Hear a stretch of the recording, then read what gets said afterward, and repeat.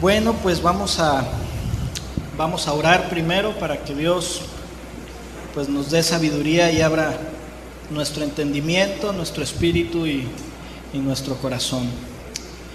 Gracias, Padre Celestial, por esta noche, Señor. Gracias porque Tú eres bueno para siempre, Señor, y porque Tu misericordia es nueva cada día, Señor. Que esta noche Tu palabra llegue a nuestros corazones, Señor, que transforme nuestra manera de pensar, Señor, y que cada día, Señor, podamos darte gloria y honra, Señor. Quita de nuestra mente todo lo que nos distrae, Señor, y permítenos buscarte de corazón, Señor. Que ese sea nuestro anhelo cada día. En el nombre de Jesús, amén. ¿Cómo están? ¿Cómo? Eso es bueno. El día de hoy vamos a buscar en la Biblia algo que me gustó mucho, la obra maestra de Dios. Esa es la enseñanza de hoy. La vamos a estar proyectando porque estoy usando una versión bíblica que se llama Nueva Traducción Viviente. Me gusta mucho. Y también vamos a usar la Reina Valera, así que saque su Biblia, no le esconda, ¿verdad? Y bueno, la obra maestra de Dios, yo me puse a pensar cómo fue que Dios hizo la creación. Y si ustedes seguramente ya saben, en Génesis 1, en Génesis 1 del 9 al 12, pues ahí la palabra de Dios nos explica cómo es que Dios hace la creación. Y déjame decirte que tú y yo somos inspiración de Dios. ¿Quién sabe esto? ¿Sí lo crees? A ver, repite conmigo. Yo soy inspiración de Dios. Y aquí estamos viendo en Génesis que cuando Dios estaba haciendo la creación, decía con su palabra, hágase tal cosa, y dice la Biblia, se hacía y Dios vio que era bueno. Y aquí en Génesis 1, del 9 al 12 dice, entonces Dios dijo que las aguas debajo del cielo se junten en un solo lugar para que aparezca la tierra seca. Y eso fue lo que sucedió. Es decir, Dios dijo y eso fue lo que pasó. Dios llamó a lo seco tierra y a las aguas mares, y Dios vio que esto era bueno. ¿Cómo era? Bueno, ¿verdad? Y continúa diciendo la Escritura, después Dios dijo, o sea, volvió a usar su palabra. Dios dijo que de la tierra brote vegetación, toda clase de plantas con semillas y árboles que den fruto con semillas. Estas semillas producirán a su vez las mismas clases de plantas y árboles de los que provienen. Y eso fue lo que sucedió. Vemos una vez más que Dios dice y eso se hace. Cuando Dios dice algo, cuando Dios ha dicho algo en tu vida, cree que eso se va a cumplir. ¿Lo crees? Si Dios dijo que algo grande iba a suceder en tu vida, así va a ser. Y dice, la semilla produjeron plantas y árboles de la misma clase, y Dios vio que esto era bueno. Lo que me encanta aquí es que después viene cuando Dios se inspira en hacer su obra maestra. Y cuando Él se inspira, dice la Escritura, que dice, hagamos al hombre a nuestra imagen y semejanza, ¿verdad? Y dice la Escritura que del polvo de la tierra Dios formó al hombre. A mí me llama la atención que toda la creación lo dijo con su palabra. Dijo, hágase tal cosa, sepárese el agua de la tierra, háganse los seres vivos del mar, etcétera, etcétera. Y con su voz, con su palabra se hacía. Pero yo veo aquí que al hombre lo formó del polvo de la tierra. Yo me afiguro que lo hizo con sus manos. Vemos en diferentes partes de la Biblia que Él es el alfarero, ¿verdad? Entonces Dios forma al hombre a su imagen y semejanza, y luego le da el soplo de vida, ¿verdad? Ese soplo de vida que solamente Dios puede dar, nadie más lo podía hacer. Entonces da ese soplo de vida, y cuando hace esto podemos ver que Dios dijo que era ¿qué? ¿Cómo dice ahí? Cuando Dios vio su obra maestra, vio que era muy bueno. Y déjame decirte que Dios hace cosas buenas. Él no hace cosas malas. Él no hace basura. Él no hace cosas inservibles. Él hace cosas muy buenas. Hace cosas buenas. Y más adelante en la Biblia tú y yo podemos ver que Dios tiene cuidado de nosotros. La palabra dice que nos formó en el vientre de nuestra madre. ¿Si lo crees o no lo crees? Y dice que Él tiene cuidado de nosotros. Todo el tiempo Dios está pensando en ti porque Él te ama. Tú y yo salimos de inspiración de Dios desde el corazón de Dios, porque Él te ama. Dice, de tal manera amó Dios al mundo, que ¿qué hizo? ¿Para qué? Para que todo aquel que en Él cree no se pierda. Y eso fue por amor a ti y a mí, por amor a su obra maestra. ¿Sí? ¿Vamos bien? Como que no los veo convencidos. A ver, repite conmigo. Yo soy la obra maestra de Dios. ¿Sí lo crees? Y si no lo crees, déjame decirte que Efesios 2:10 dice, pues somos la obra maestra de Dios. En la versión Reina Valera dice, somos hechura suya. Dice, somos la obra maestra de Dios. Él nos creó de nuevo en Cristo Jesús. Y aquí me gusta que dice, Él nos creó de nuevo. ¿Por qué? Porque déjame decirte que cuando Dios crea a Adán y a Eva, sí, a Eva la forma de un costado del varón, y la verdad es que yo le doy gloria a Dios por haber creado a Eva, porque si no, no me hubiera casado con la mujer que tengo. Y cuando Dios crea a Adán y Eva fallan, y ya sabemos la historia. No obedecen a Dios y son echados fuera del huerto del Edén y apartados de la gloria de Dios. Pero cuando viene Jesucristo, por amor a ti y a mí, y muere en esa cruz y derrama su sangre por ti y por mí, y cuando tú crees en eso, dice la Escritura que somos nuevas criaturas. Las cosas viejas, ¿qué? Las cosas viejas pasaron, y aquí todas son hechas nuevas. Y entonces dice Efesios 2:10, Él nos creó de nuevo en Jesucristo, a fin de qué. Esa parte me gustó mucho. ¿A fin de qué? Es decir, hay un objetivo, hay una finalidad, hay un propósito. Déjame decirte que en el Dios que yo creo, el Dios de Israel, es un Dios de propósitos. ¿Tú crees eso? Dios es un Dios de propósito. Y aquí hay un propósito, dice, a fin de que hagamos las cosas buenas que preparó para nosotros tiempo atrás. Dios ya había preparado obras buenas tiempo atrás que tú y yo tenemos que hacer. Hay un propósito especial de Dios en tu vida. Hay un propósito por el cual Dios te formó. Sin importar en qué condición te encuentres, sin importar qué situación estés pasando, realmente Dios tiene un propósito. Porque aquí lo dice, a fin de que hagamos las cosas buenas que preparó para nosotros tiempo atrás. En 1 de Pedro 2:9 dice, pero ustedes son, ¿qué? ¿Qué son? ¿Y cómo nos adquirió Dios? Con la sangre de su Hijo, con la preciosa sangre de Jesucristo. Dice que nos compró con precio de sangre. Déjame decirte que tú y yo no merecíamos pertenecer al pueblo de Dios. Pero fue tanto el amor de Dios para ti y para mí, que envía a su Hijo para que tú y yo podamos ser injertados en ese pueblo y formar parte del pueblo de Dios. Y luego también dice que somos ¿qué? ¿Sí? Real sacerdocio o sacerdotes del rey. ¿Pero de qué rey? Pues del Rey Jesucristo. Tú eres un sacerdote del Rey.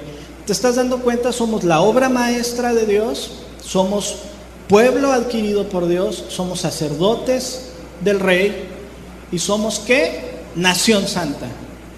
Wow, ¿no se te hace tremendo eso? Si se te hace tremendo, dale un aplauso a Dios, porque eso eres tú. Y esta parte me encantó.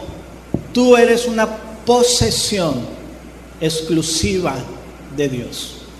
Tú tienes una exclusividad de Dios, y no quiere decir que Dios es exclusivo para ti. Al revés, tú y yo somos exclusivos para Dios. Entonces, el ser exclusivo para Dios es que tú y yo tenemos que dedicarnos verdaderamente a seguir a Cristo, a amar a Dios. ¿Sí me explicó?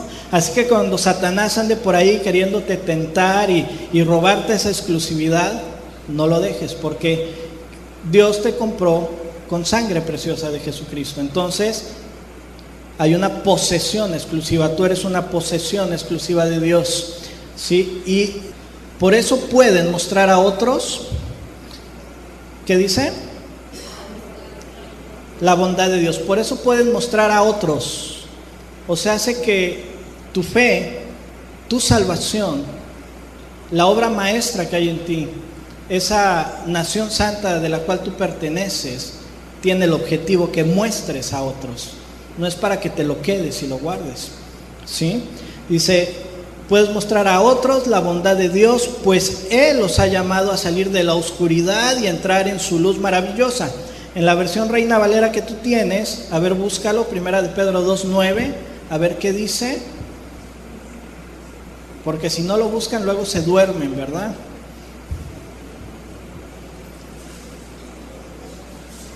¿Cuál es el objetivo que nos marca el propósito de Dios? Que dice que es para que anuncies las virtudes de aquel que os ha llamado de las tinieblas a su luz admirable. Y yo te pregunto, ¿tú lo estás haciendo? ¿Tú estás anunciando las virtudes de aquel que te sacó de tinieblas a la luz? Si lo estás haciendo, qué bueno. Dios nos ha bendecido sobre toda bendición. La palabra de Dios nos dice en Efesios 1:3, dice, toda la alabanza sea para Dios, el Padre de nuestro Señor Jesucristo. Esta es una de las acciones que tú y yo tenemos que hacer todos los días. Como obra maestra de Dios, uno de los propósitos de Dios para tu vida y para la mía es precisamente darle toda la alabanza y toda la honra y la gloria. ¿Sí lo crees? Y después continúa diciendo, quien nos ha bendecido con toda clase de bendiciones espirituales en los lugares celestiales, porque estamos, ¿cómo dice ahí? No los escuché. ¿Cómo estamos? Unidos a Cristo. Unidos a Cristo. Déjame decirte que cuando tú crees en Jesucristo, cuando tú has creído en tu corazón, dice la Escritura que las arras es el Espíritu Santo de Dios, ¿sí? El mismo Espíritu que levantó a Jesucristo de entre los muertos es el mismo Espíritu que mora en aquellos que han creído. ¿Lo crees? Por eso estamos unidos a Jesucristo. Por eso estamos bendecidos sobre toda clase de bendiciones espirituales, ¿sí? ¿Pero qué crees? ¿Todo esto suena maravilloso o no? ¿Sí? Pero déjame decirte, busca en tu Biblia Eclesiastés 7:29. Todo esto es verdad, todo lo que hemos dicho es cierto porque viene la palabra de Dios y Dios no miente. Pero cuando Dios formó al hombre, pues yo me imagino que era barro, y yo creo que al barro se le subió el lodo a la cabeza, ¿verdad? ¿Y qué sucedió? ¿Qué dice Eclesiastés 7:29? He aquí, solamente esto he hallado, que Dios hizo al hombre, ¿cómo? ¿Cómo? Que Dios hizo al hombre recto, pero ellos buscaron muchas perversiones. Wow. Dios hace al hombre recto, hace su obra maestra, ¿verdad? Esa obra maestra que está realmente armada para poder hacer la voluntad de Dios, pero esa obra maestra, dice la palabra, que buscaron muchas perversiones. Y déjame decirte que por eso tuvo que venir Jesucristo, precisamente.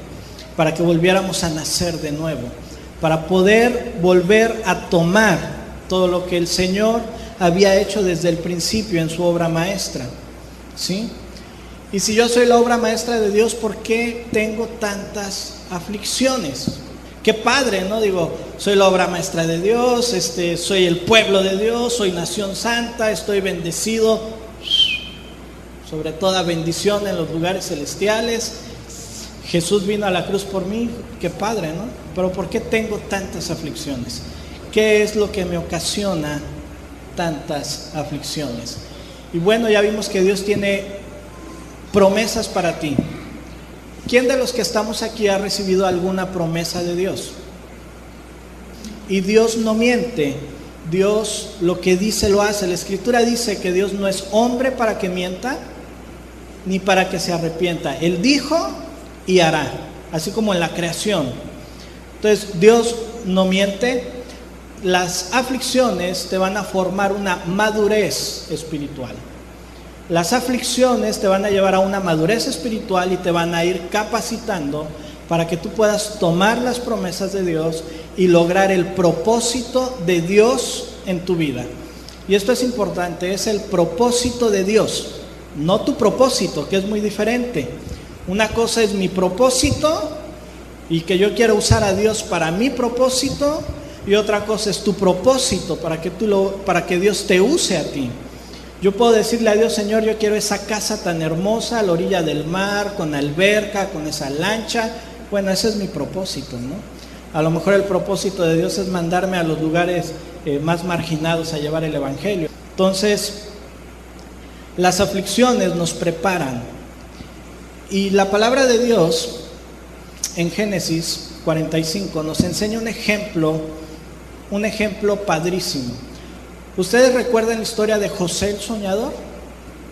José el soñador era uno de los más pequeños de los hermanos y era el consentido, y él tuvo un sueño, y en su sueño veía que sus hermanos se postraban delante de él, y entonces sus hermanos le tuvieron tanto coraje, primero porque era el consentido que no hacía nada más que estudiar, ¿verdad? ¿Quién es el más chiquito de aquí? ¿Sabes de lo que hablo, verdad? Yo también soy el más chiquito, entonces luego nos envidian. y lo envidiaban porque era el hijo de papá y porque estudiaba. Y entonces una tarde se les ocurre echarlo a una cisterna. Las cisternas pues eran unos pozos en la tierra donde se guardaba el agua de lluvia, y mientras que decidían matarlo o no, iban pasando unos mercenarios y uno de ellos dice: mejor no lo matemos, hay que venderlo. Lo venden como esclavo. Después de ser esclavo, pues ya sabes la historia, llega a la casa de Potifar. La mujer de Potifar le hace ojitos, él no cede a los ojitos, y aquella, por más ojitos que le hacía, se quedaba visca, ¿verdad? Pero él decide huir, y finalmente José acaba en la cárcel. Y estando en la cárcel, Faraón le atormentaba un sueño, y bueno, finalmente sabe Faraón que José podía interpretar este sueño. José llega con Faraón, le dice de qué trata el sueño, y finalmente Faraón lo pone como gobernador de Egipto y administrador de todo lo que tenía Faraón, y como el número 2 después de Faraón estaba José. Y todas esas aflicciones que tuvo que pasar José tenían un propósito. Imagínate qué hubiera pasado si José se hubiera deprimido, se hubiera entristecido y hubiera dicho: ay, Señor, si tú dijiste que todo el mundo se me iba a hincar, y mira dónde anda entre el lodo de esclavo, ¿verdad? Pero no fue así su actitud. Y aquí vemos en Génesis, en el libro de Génesis 45, del 7 a 8, dice: esto se lo dice José a sus hermanos. Cuando José ya le dice a sus hermanos, para esto sus hermanos, ya sabes, van a Egipto a pedir de comer porque había mucha hambruna, y ya José les dice: yo soy José, su hermano. Y dice: Dios me hizo llegar antes que ustedes para salvarles la vida a ustedes, a sus familias, y preservar la vida de muchos más. Fíjate la actitud de este hombre de Dios. Dios me hizo llegar. No dijo: no, es que ustedes me vendieron, desgraciados, ¿verdad? Dice: Dios me hizo llegar antes. ¿Con qué propósito? Con el propósito de salvarles la vida a ustedes y a sus familias y preservar la vida de muchos más. Déjame decirte que gracias a que José cumplió el propósito de Dios, se pudo formar la nación de Israel. Porque a la vida de los que ellos salvó, esas 70 personas, es de donde surge toda la nación de Israel. Por lo tanto, fue Dios quien me envió a este lugar y no ustedes. Eso se los dijo a aquellos hermanos que lo vendieron. Y fue Él, es decir, Dios, quien me hizo consejero del faraón, administrador de todo su palacio y gobernador de todo Egipto. Él está reconociendo que Él está cumpliendo el propósito de Dios y que fue Dios. No fueron las circunstancias, no fue la gente que estaba a su alrededor, no fueron sus hermanos, ni la esposa de Potifar, ni el copero, ni siquiera Faraón. Fue Dios y Él lo está reconociendo. Y después en Génesis 50, 19, 20 dice: pero José les respondió: no me tengan miedo. ¿Acaso soy Dios para castigarlos? Digo, ¿y cómo no le iban a tener miedo sus hermanos, no? Pues si todo lo que le hicieron y llegaban y resulta que era el segundo de Faraón, dijeron, pues cuello, ¿no? Claro que le iban a tener miedo, pero él le dice: ¿acaso soy Dios para castigarlos? Ustedes se propusieron hacerme mal, pero Dios dispuso todo para bien. ¿Qué dispuso Dios? A ver, repite conmigo: todo para bien. Acuérdate que la palabra dice que todas las cosas nos ayudan a bien, pero no a cualquiera. Esto es importante, a veces nos quedamos hasta ahí. No, es que todas las cosas nos ayudan para bien. Sí, todas las cosas nos ayudan para bien a quienes con su propósito, el propósito de Dios, han sido llamados. Si tú te mantienes en el propósito de Dios como José se mantuvo en el propósito de Dios, obedeciendo a Dios, haciendo lo que Dios le había mandado, José fue un hombre íntegro, por eso no cayó con la esposa de Potifar, fue íntegro. Si tú te mantienes con Dios, tratando de cumplir el propósito de Dios, absolutamente todas las cosas te van a ayudar para bien. No importa tu aflicción, sea económica, sea de salud, sea matrimonial, sea familiar, no importa qué problema, qué aflicción tengas, todo te va a ayudar para bien si tú estás buscando realmente el propósito de Dios para tu vida. Y luego dice: ustedes se propusieron hacer mal, pero Dios dispuso todo para bien. Él me puso en este cargo para que yo pudiera, y otra vez confirme el propósito, salvar la vida de muchas personas. Ese era el propósito que tenía José. Bueno, podemos ver que Satanás usa las aflicciones para alejarnos de Dios. ¿Por qué Satanás usa las aflicciones para alejarnos de Dios? Porque Satanás quería ser a imagen y semejanza de Dios. ¿Te acuerdas que Satanás era pues el encargado de la alabanza? Y él quería ser igual a Dios. Él quería ser imagen y semejanza de Dios, pero él no era la obra maestra de Dios. Tú eras la obra maestra de Dios y yo también.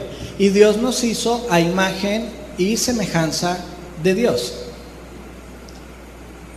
Satanás es astuto desde el principio. Acuérdate que la Biblia dice que la serpiente era astuta y quiere robarte las bendiciones que Dios ya te dio. Acuérdate que estamos bendecidos sobre toda bendición espiritual.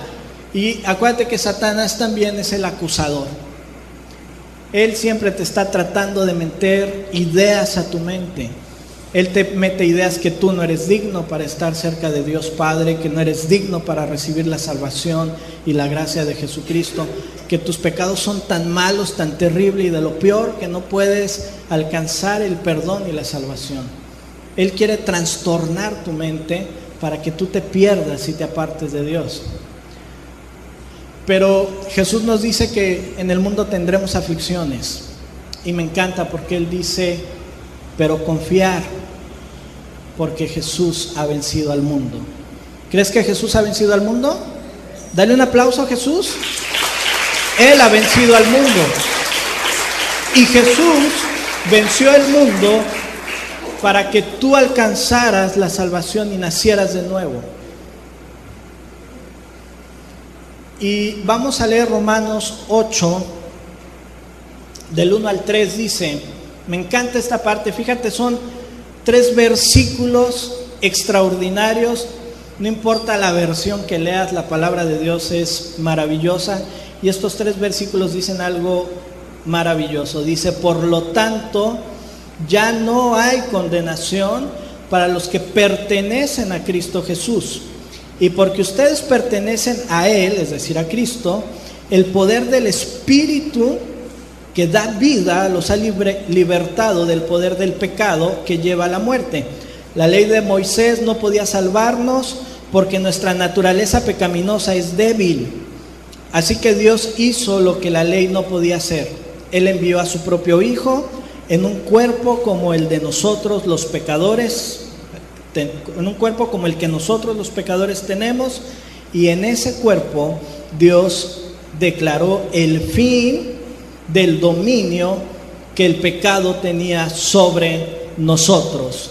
El fin del dominio que el pecado tenía sobre nosotros mediante la entrega de su Hijo como sacrificio por nuestros pecados. Ese es el Evangelio. Es la venida del Hijo de Dios a morir en la cruz para traerte libertad.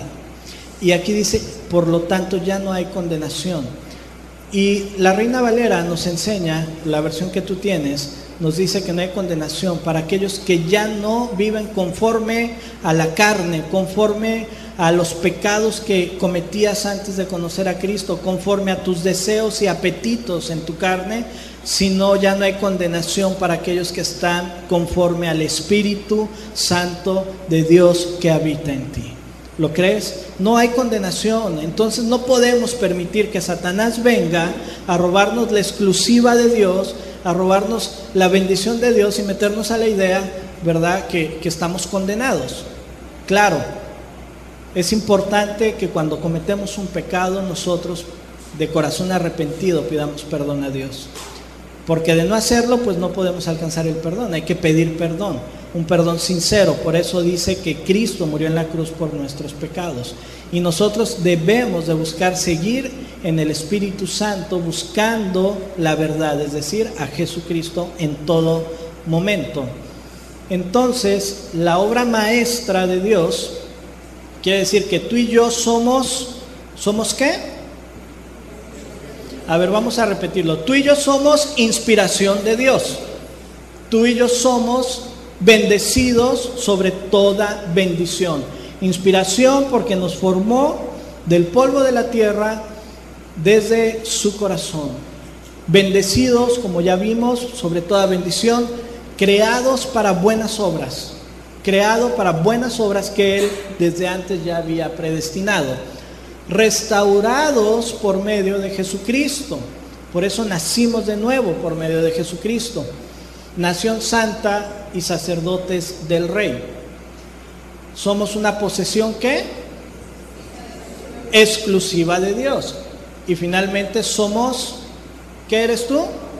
A ver, di, soy la obra maestra de Dios. ¿Sí lo crees o no? Pero hay un detalle aquí. ¿Cuál es el objetivo de toda esta maravilla? Dios nos ha creado para buenas obras. Ese es el objetivo de esta maravilla. ¿Sí? En Primera de Pedro 3:15 nos dice, y eso viene en tu Reina Valera si lo quieres buscar, en tu Biblia, dice, porque mejor es que padezcáis haciendo el bien, si la voluntad de Dios así lo quiere, que haciendo el mal. Es decir, en el mundo tendréis aflicciones, ya nos dijo Jesucristo, ¿verdad? Entonces es mejor que tú pases esas aflicciones haciendo el bien que haciendo el mal. ¿Sí? Y servirle a Dios es el objetivo. Hacer lo que de antemano Él preparó para nosotros. Es decir, cumplir el propósito de Dios en nuestras vidas. Y déjame decirte una cosa. Servirle a Dios no es exclusivamente estar en los instrumentos, no es estar pastoreando una congregación, no es estar limpiando, barriendo, etcétera, etcétera. El servirle a Dios es de continuo en tu vida. El servicio a Dios no es cada 8 días o cada viernes y cada domingo. El servirle a Dios tiene que ser un continuo, porque ese es tu propósito en la vida, que tú le des gloria a Dios y le sirvas a Dios. Y un ejemplo muy claro de lo que te estoy diciendo está en el libro de Mateo 25, 34 al 36. En este caso, Jesús estaba explicando lo que iba a pasar al fin del mundo, que iba a poner a la derecha a todas sus ovejas y a la izquierda a todos los cabritos, es decir, los que no son sus ovejas. Y dice, entonces el rey, es decir, Jesucristo, dirá a los que estén a su derecha, vengan ustedes que son benditos de mi Padre. ¿Ustedes son benditos de Dios? Bendecidos sobre toda bendición. Hereden el reino preparado para ustedes desde la creación del mundo. Pues tuve hambre y me alimentaron, tuve sed y me dieron de beber, fui extranjero y me invitaron a su hogar, estuve desnudo y me dieron ropa, estuve enfermo y me cuidaron, estuve en prisión y me visitaron. Ese es el servicio también para Dios. No nada más aquí lo que tú ves, eso también es servirle a Dios.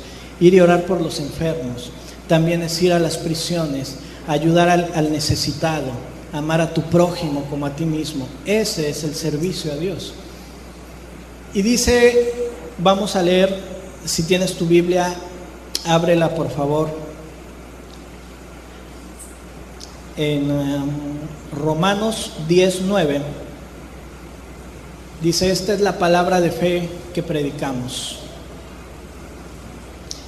Yo me acuerdo que Jesús le decía la gran comisión a sus discípulos, ir y predicar el evangelio. Y me acuerdo que Pablo decía, no me avergüenzo del evangelio, porque es poder de Dios para salvación. Entonces no nos debemos de avergonzar del evangelio, no debemos de avergonzar de hablar de Cristo, de hablar de Jesús. Romanos 10:9 al 15 dice, que si confesare con tu boca que Jesús es el Señor y creyeres en tu corazón que Dios le levantó de los muertos, serás salvo, porque con el corazón se cree para justicia, pero con la boca se confiesa para salvación. Fíjate bien, la palabra, Dios no miente, y a mí me queda claro que Dios no cambia. Y cuando yo leo que la Biblia dice, de tal manera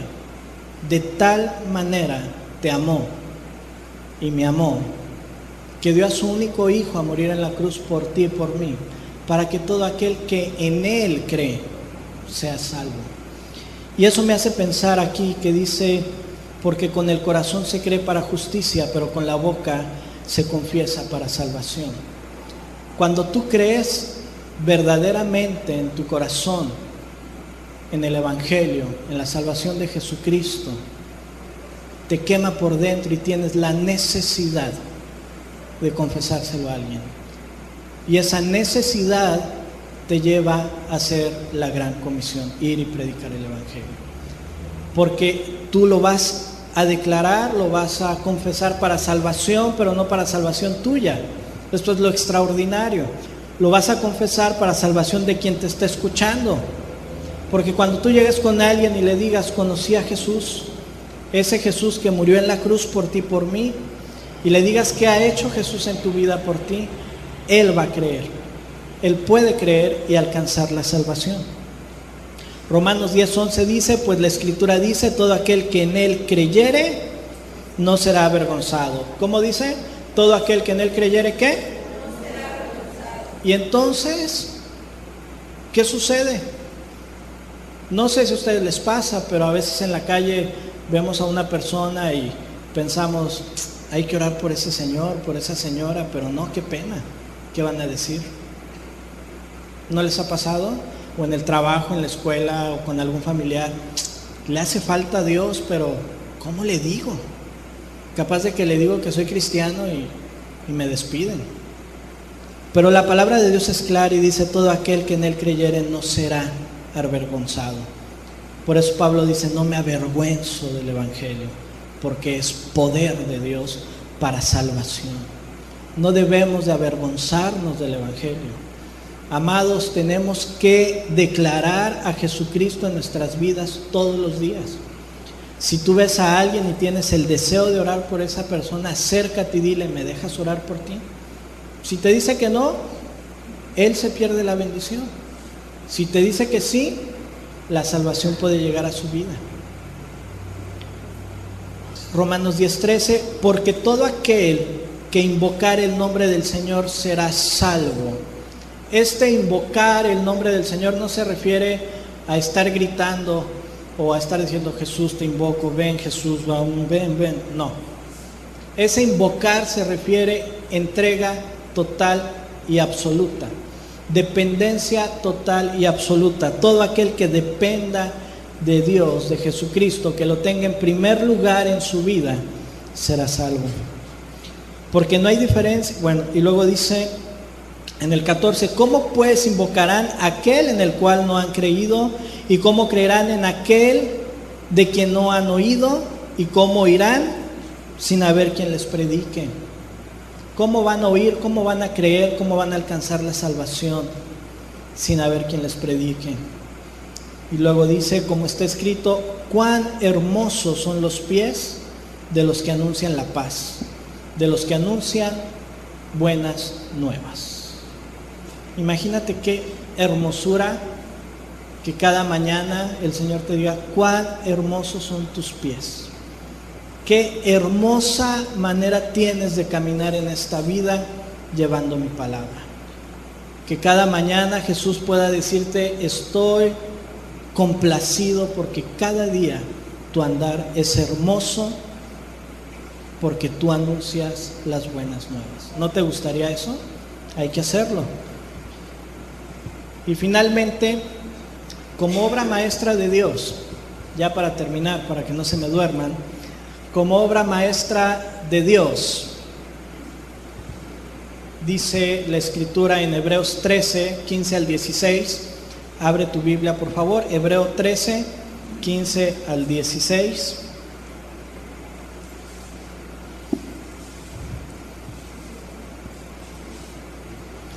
Dice de la siguiente manera: como obra maestra de Dios, yo agrego eso, pero dice: así que ofrezcamos siempre a Dios. ¿Cuándo? ¿Cuándo? No, yo creo que está mal. Aquí dice: ofrezcamos los domingos a Dios, o los viernes, o los domingos si es que no juegue el Américas contra las Chivas. No, ¿verdad? Dice siempre, siempre. ¿Cuándo es siempre? Siempre. No hay vuelta de hoja. Desde que te despiertas hasta que te duermes y hasta que el día que entregues el equipo y te vayas a la presencia de Dios, ¿verdad? Siempre a Dios, por medio de Él, sacrificio de alabanza, es decir, fruto de labios que confiesan su nombre. ¿Cuándo? Siempre. ¿Cuándo lo tienes que hacer? Siempre. ¿Qué tienes que hacer? Confesar su nombre. Y de hacer bien y de la ayuda mutua no os olvidéis, porque de tales sacrificios se agrada Dios. ¿Tú quieres agradar a Dios? ¿Verdaderamente es el anhelo de tu corazón? ¿O nada más lo cantamos porque está bien bonita la canción? Si verdaderamente es el anhelo de tu corazón, aquí está. Porque de tales sacrificios se agrada a Dios. Debemos de entender que Dios nos hizo como una obra maestra, nos ha capacitado, nos ha bendecido sobre toda bendición, nos puso el mismo Espíritu que levantó a Jesucristo de entre los muertos, es el que mora en ti y en mí. ¿Para qué? Para que hagas la voluntad de Dios. Ese es el objetivo. Llevar las buenas nuevas a los demás. Y a veces nos preocupamos porque mi tío, mi prima, pues no son salvos, pero no les digo cómo ser salvos. ¿Ok? Bueno, pues vamos a orar. Cierren sus ojos, más que nada para que no se distraigan. Gracias, Padre Celestial, por esta tarde, esta noche, Señor. Gracias porque me has enseñado que soy la obra maestra de tu creación, Señor. Porque me has enseñado que tú eres un Dios de propósito, que tienes grandes propósitos para nosotros, Señor. Y porque me has enseñado que tengo que cumplir tu propósito, porque para eso me has hecho, Señor.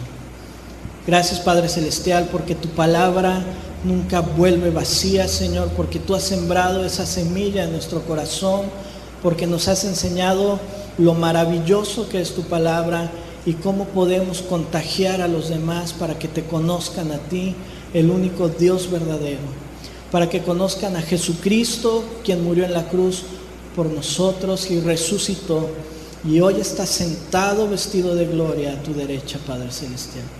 Bendice a cada uno de mis hermanos, Señor, y no permita, Señor, que esa pasión por ti, que ese fuego por ti se nos apague, Señor. Danos la sabiduría de poder confesar que tú, Jesucristo, eres el Señor y poder llevar esa salvación por medio de tu palabra a los demás. En el nombre de Cristo Jesús. Amén. Gracias.